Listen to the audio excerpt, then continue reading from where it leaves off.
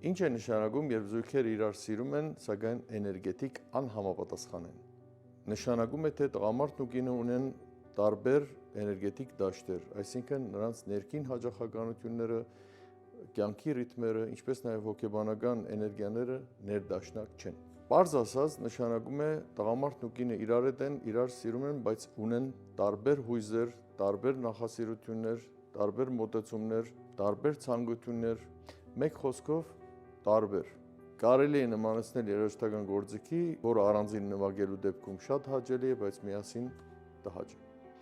Ինչ պետք է անել, պետք է առաջինը սինխրոնիզացնել այս ռիթմերը, իսկ դրան կարելի է հասնել անկեղծ շփումով, միմյանց կարիքներն ու ցանկությունները լսելով, միասին լռել և շնչելով և ներդաշնակ հոգևոր և սեռական կապով։ Պահպանեք ձեզ, եղեք երջանիկ և առողջ։